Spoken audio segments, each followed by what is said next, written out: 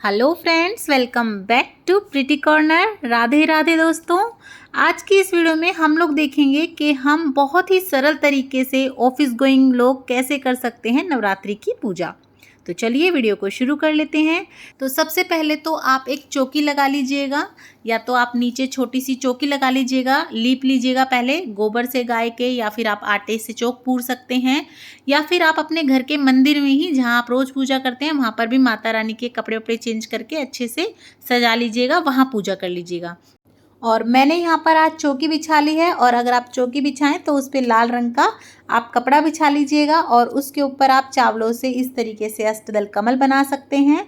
तो यहाँ मैंने अष्टदल कमल बना लिया है और उस पर थोड़े से पुष्प रखकर अपनी माता रानी को इस पर विराजमान कर लिया है।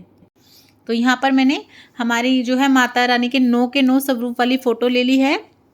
और अब यहाँ पर थोड़ा सा गंगा जल का छींटा लगाते हुए मैं यहाँ पर थोड़ा सा माता रानी को स्नान करवा दूंगी, थोड़ा सा चौकी का भी शुद्धिकरण कर लूँगी। इस तरीके से आप भी अपनी कोई भी जो भी प्रतिमा आपके पास हो आप वो रख लीजिएगा। और उसके बाद अब हम थोड़े से चावल का आसन देते हुए हमारे गणपति भगवान को विराजमान कर लेंगे। आप चाहें तो मिट्टी के गणपति या सुपारी के गणपति को भी बिठा सकते हैं। अब हम गणपति भगवान पे भी थोड़ा सा छींटा दे देंगे जल का, उन्हें भी स्नान करा देंगे। अब मैंने यहाँ पे अपनी माता रानी को फूलों का हार पहना दिया है और इस तरीके से प्रतिमा पर इस तरीके से चुन्नी उड़ा दी है। तो अब मैं अपने गणपति महाराज को सर्वप्रथम तिलक कर दूंगी रोली से, और अब हम अपनी माता रानी के सभी स्वरूपों को तिलक कर देंगे। 9 स्वरूप हैं मेरी फ़ोटो में, और साथ ही हम माता के शेर की सवारी को भी इस तरीके से तिलक कर देंगे। अब हम अपने गणपति महाराज पर थोड़े से अक्षत चढ़ाएंगे, माता रानी को तिलक करेंगे, अक्षत लगाएंगे। अब हम गणपति महाराज को जनेऊ चढ़ा देंगे, और अब हम अपनी माता रानी की प्रतिमा को भी इस तरीके से वस्त्र रूपी कलावा चढ़ा देंगे। और अब हम गणपति भगवान को भी कलावा अर्पण कर देंगे। आप चाहें तो कच्चे धागे को, कच्चे सूत को भी लपेट के 7 बार चढ़ा सकते हैं। उसके बाद हम गणपति भगवान को ध्रुवा घास चढ़ा देंगे, उन्हें बहुत ही प्रिय होती है, और साथ में लाल रंग का फूल। तो आपको लाल रंग का गुड़हल या गुलाब मिले बहुत अच्छी बात है, नहीं तो आप कोई भी फूल ले सकते हैं। उसके बाद आप कुछ फूल माता रानी को और चढ़ा दीजिए, थोड़ा सा अच्छे से सजा दीजिए अपनी माता रानी को।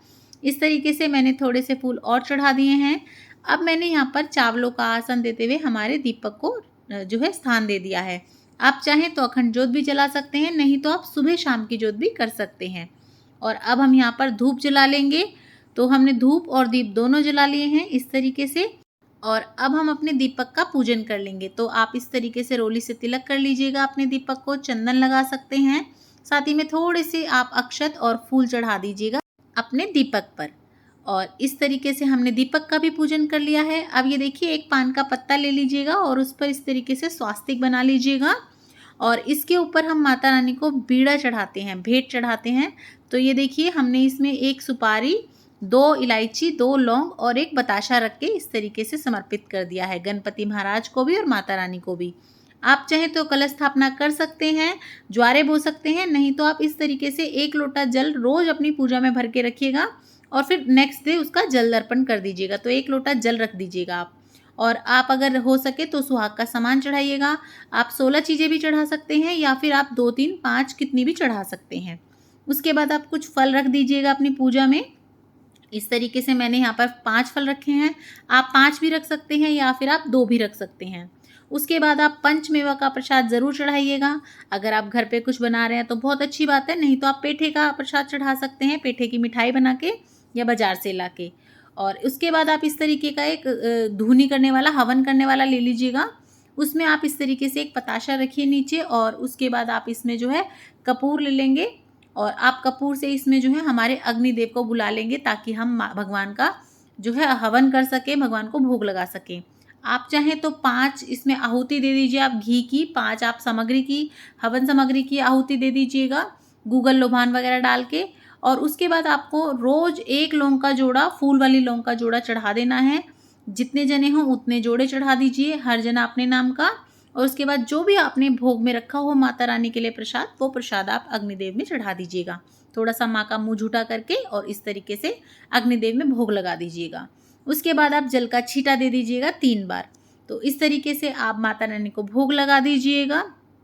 उसके बाद आप कपूर आरती कर दीजिएगा माता रानी की, घंटी बजाइएगा, शंख बजाइएगा और इस तरीके से आप कपूर आरती कर दीजिएगा। उसके बाद आप क्षमा याचना कर लीजिएगा पूजा में अगर हमसे कोई भूल हो गई हो, और यहीं पर बैठकर आप दुर्गा सप्तशती के पाठ पढ़ सकते हैं, दुर्गा चालीसा कर सकते हैं।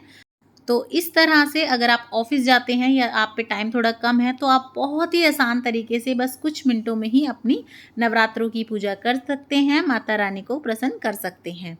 और इसी प्रकार से नवरात्रों से रिलेटेड आपको सारी वीडियोस मेरे चैनल पर मिल जाएंगी। सांझी माता से रिलेटेड उनके भजन गीत, सांझी माता को कैसे बनाया जाता है, सारी वीडियोस आपको मेरे चैनल पर देखने को मिल जाएंगी। आप उन्हें भी जाके ज़रूर देखिएगा। और हिंदू धर्म से रिलेटेड सभी पाठ पूजा की वीडियोस आपको मेरे चैनल पर मिल जाएंगी, तो उन सबको देखिएगा। लिंक मैं डिस्क्रिप्शन बॉक्स में भी डाल दूंगी और ऊपर आई बटन में भी आ रहे होंगे। तो वीडियो अच्छी लगे, चैनल पसंद आए तो लाइक, शेयर और सब्सक्राइब करना बिल्कुल ना भूलें। देखने के लिए बहुत बहुत धन्यवाद। जय माता दी।